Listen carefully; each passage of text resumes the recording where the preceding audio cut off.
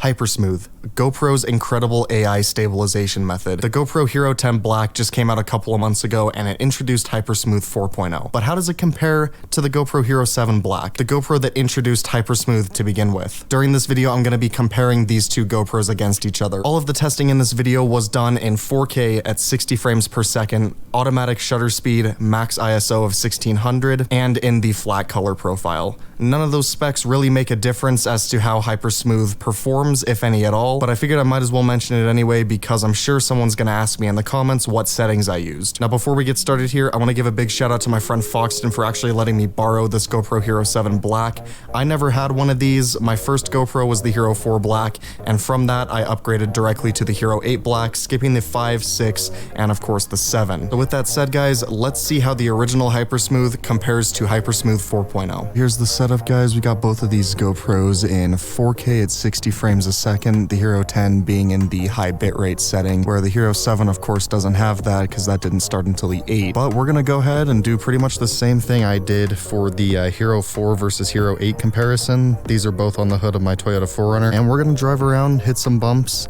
and see how the stabilization compares.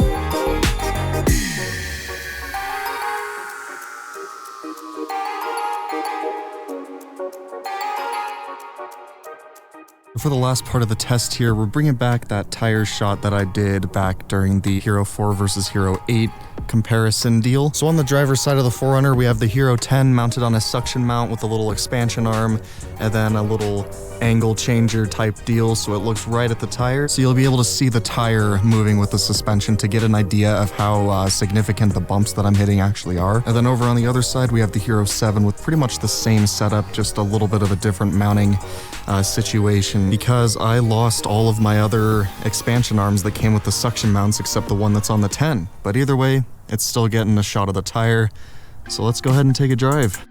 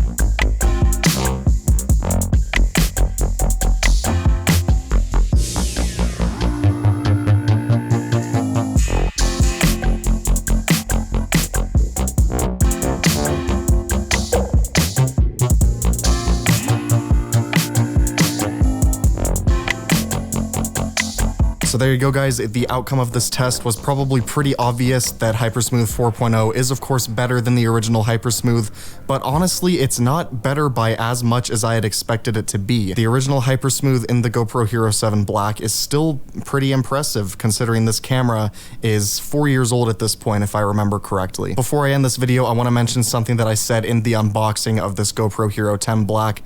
I had said that the HERO7 Black did not support Hypersmooth at 4K 60. That, however, was incorrect. It does support Hypersmooth in 4K 60, just not at the super view lens setting. So there you go, guys. That is going to be it for this quick, pretty simple comparison of Hypersmooth 4.0 versus the original Hypersmooth. If you enjoyed the video, as usual, be sure to like, comment, and subscribe. And again, a big shout out to my friend Foxton for letting me use his GoPro and, of course, providing all of the music for this video. Anyway, guys, that is going to be it for this video. Hope you enjoyed it.